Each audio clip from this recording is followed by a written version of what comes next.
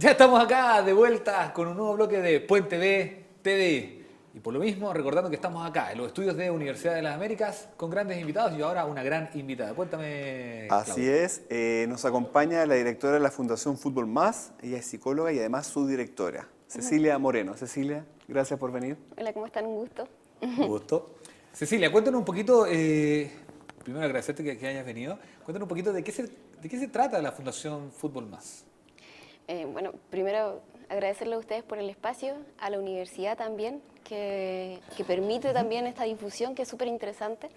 Y les cuento, Fútbol Más es una fundación que nace acá en Chile hace 10 años, ¿Ya? que trabaja principalmente con infancia. Nuestro foco principal... Con los niños.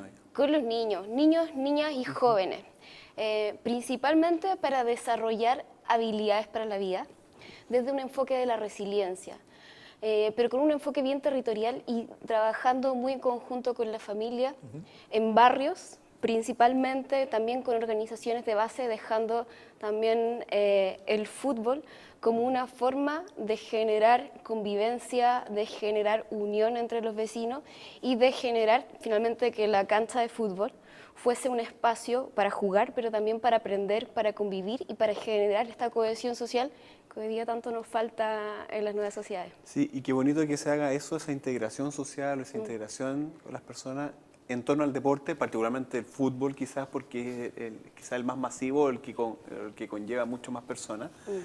Y cuéntanos ahí qué es lo que hacen en las poblaciones, me comentabas tú fuera de cámara, principalmente en cómo organizan, no sé, estas actividades junto con la comunidad, junto con las juntas de vecinos. ¿Cómo operan ustedes un poco ahí para organizar estas actividades en la población?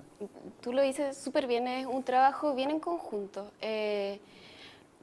Buscamos ser un enfoque participativo, dejar de lado un poco las líneas más asistencialistas. Por eso generamos también alianzas con las juntas de vecinos. Llegamos a partir de ello, en barrios en particular. Tenemos líneas de trabajo en barrio, líneas de trabajo en colegio, líneas de trabajo en estadio y también líneas transversales de trabajo, por ejemplo, post una emergencia o situaciones como más críticas. Chile sabe mucho de emergencia. Chile somos expertos en toda esa línea. Entonces, se trabaja a largo plazo, no un trabajo, por ejemplo, de ir a armar talleres, sino que se trabaja de 1 a 5 años en un barrio para dejar capacidad instalada en jóvenes, que después son ellos los que lideran las clases para los niños. Se forma un club deportivo cultural a nivel de barrio, liderado por los mismos apoderados, en alianza también con las juntas de vecinos, con otros clubes deportivos que hay en el sector.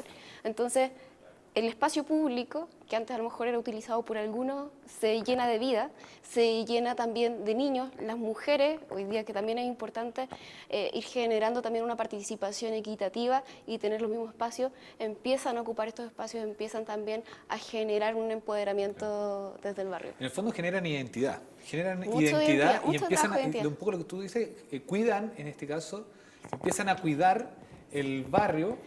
Ahí está Marisela que aparece, está arreglando. Empieza a cuidar el barrio. Cosas que pasan en un Cosas que nos pasan acá a vivo. nosotros. ¿Ah? Ahora sí, y sigue. Digamos, Camilo. El director ahí. Ahora sí, ¿qué ¿ah? pasa? que Ahora sí. empieza. Se genera identidad. Sí. ¿Sí? Sí, mucho. Y eso empiezan a cuidar el barrio. Y ahí un poco me imagino que les colocan un objetivo. Ese es lo en función de ustedes, que vivan en comunidad. ¿Por qué? Porque ¿cómo llegan ustedes a estas poblaciones? O Mira, estos barrios que me imagino son conflictivos, porque de ahí nace el problema. sí, está muy en alianza con los mismos municipios. O ¿Ya? sea, a quien le interesa más el trabajo con la comunidad, sobre todo en barrios, en espacios públicos, es al municipio. Pero también se llega de diferentes... O sea, de repente, por ejemplo, o sea, ponen un nuevo conjunto habitacional, por ejemplo, ¿Ya? y no hay identidad o no hay sentido de pertenencia. Claro. O muchas veces ocurre que llega un nuevo conjunto habitacional a un lugar donde ya había otro espacio. Entonces, ¿cómo se genera este cruce entre las nuevas personas? Entonces, surgen desde esta necesidad hasta, por ejemplo, o sea, con los 10 años hemos tenido diferentes tipos de experiencias, hasta, por ejemplo, que en algún sector se focalizan como denuncias o hay índices como criminológicos, por así decirlo, y efectivamente se necesita un trabajo con el barrio, con la infancia. Y desde ahí esto surge como un factor protector para la familia, pero esto es lo interesante, que el principal valor es lo que surge con la comunidad, y como lo decías tú, de generar un objetivo común, de generar un sentido de pertenencia que los una a todos, porque la mayoría de los barrios estigmatizados no es un orgullo vivir para ellos mismos con esta estigmatización externa. Entonces, ahora se genera un orgullo de vivir acá. O sea, en mi barrio pasan cosas positivas, incluso son ejemplos para muchos otros lugares. O, no sé, yo vivía, por ejemplo, con mi familia en La Reina, y ahí el espacio público se ocupa poco. Uno veía al vecino y es un hola y chao. Uno no conoce mucho más de eso. El barrio hoy día es ejemplo para el país y para muchos otros sectores que efectivamente necesitan eso. Hoy día muchas veces, yo creo que ustedes lo han visto, se generan alianzas a partir de la seguridad. Entonces ahora resulta que esto es un problema. A partir de un problema generamos a lo mejor algo por el cual crear un chat en conjunto. Bueno, y ahí se acerca a la comunidad. ¿Por qué partir de un problema? ¿Por qué no podemos partir de algo positivo que queramos generar en el barrio? Entonces, uno de los otros temas que toca la Fundación con estas actividades es el tema del bullying, que entiendo que es un tema de preocupación permanente para ustedes, bueno, para todos en general, pero para la Fundación. ¿Y cómo lo atacan? Porque trabajan con niños ahí, y cómo ellos lo toman, cómo hacen esa labor para que no sea algo traumático y puedan superar incluso ese bullying tan cruel que muchas veces entre los mismos niños ocurre. Estamos casi a puertas del Día de la Convivencia Escolar, que es mañana, que yo creo que es un gran tema a nivel país. No solamente la convivencia escolar, sino la convivencia entre la diversidad, considerando sobre todo el número de inmigrantes y la diversidad de inmigrantes que ha venido en los últimos años, siendo parte hoy día ya de nuestro hábitat, de lo que vemos hoy día en la calle. Y yo creo que el bullying en particular es un tema que ha sido muy mediático en el último tiempo. Como con casos más críticos se ha venido como agudizando o polarizando en muchos temas. Y esto nosotros trabajamos principalmente desde la resiliencia, y no sé si en algún momento vieron la tarjeta verde en el estadio de la Copa América, que es parte de la acá en la Copa América que se hizo acá en Chile en 2015. Y que ganamos desde el respeto, y ganamos en todo sentido. Y ganamos en un segundo momento. Y en ese espacio, si ustedes vieron el símbolo de la tarjeta verde, era como respeto en el himno nacional para el país vecino. Y ese gesto, esa tarjeta verde, se ocupa también para ir generando valoración del otro de pequeñas cosas. Si una persona llegó a tiempo a la clase, si una persona llega con una sonrisa, si quiere ayudar a traer los materiales al profesor, si se preocupa porque llegó un compañero nuevo y preguntarle su nombre. Entonces, esas pequeñas cosas que en el día a día se dan por sentado, que es como, ¿por qué no llevamos y las valorizamos y generamos también climas positivos, culturas de convivencia que van permeando finalmente las relaciones entre los niños individuales y entre adultos y niños, que también es súper importante? Entonces yo creo que el bullying en particular no es un tema que uno ve solamente en los niños, uno también lo ve en el chaqueteo que ocurre, y muchas veces uno no sabe cómo distinguir cuando es una broma que cuando efectivamente genera una constancia y va generando un daño psicológico, y en muchos casos daños que son difíciles de reparar en los niños o en las personas.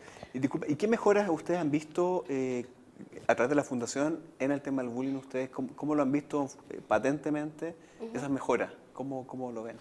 Entonces, el bullying se da mucho de esta imitación entre pares y entre uno ve, ¿no? Que es como el más bacán o el que le llega, y popular, es que generalmente genera este tipo de incentivo de... ¿Qué más molesta? Entonces, ¿cómo llegamos a cambiar este líder que tiene un alma de líder y que quizás es muy curioso y muy inquieto, como tiene ese sentido?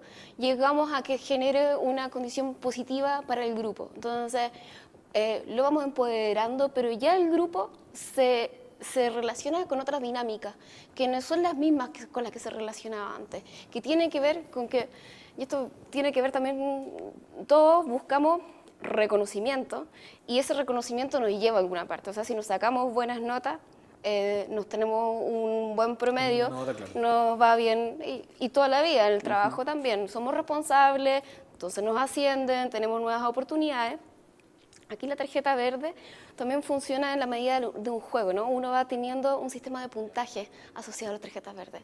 Y ese puntaje se asocia también a otros tipos de juegos o a competencias deportivas que ellos pueden ir como participando. Los que tienen más tarjetas verdes participan. Entonces ya no es el líder, que generalmente y se replica mucho en el fútbol, el que es bueno a la pelota, muchas veces el más bacán del curso y muchas veces el que molesta a los compañeros. No sé si lo han visto, les tocó porque puede ser que les haya tocado también. Ha existido siempre. Entonces, ahora este líder, para jugar a la pelota, no tiene que generar reconocimientos positivos y se genera una cultura en torno a que lo bien visto o lo bien valorado tiene que ver justamente con esas conductas proactivas. Entonces, sí, nosotros, por ejemplo, a nivel de barrio, a nivel de climas de colegio, lo hemos visto muy patente, sobre todo en la integración. Porque, y esto siempre pasa, me acuerdo que en el barrio donde yo empecé trabajando, en la fundación empecé trabajando en el barrio, había un niño que todos molestaban, adultos y niños. Le tenían un apodo y que era Picapiedra, y todo el mundo le decía Picapiedra, nadie se cuestionaba por qué le decían Picapiedra y lo molestaban. Se generó este espacio, dejamos de ocupar los sobrenombres o desnaturalizamos también la utilización de los sobrenombres. Todo se peleaba, él bajaba a jugar y se peleaba con todos porque ya también tenía lo molestaban y la única forma de reaccionar. Reacción negativa, claro. Sí, entonces se empezó a integrar el grupo, se empezó a generar amigos y yo creo que a los niños, y independiente, protege mucho el grupo de pares. Tanto si es que uno tiene un grupo de amigos, ya es más difícil que te molesten, porque estás protegido en la misma interacción.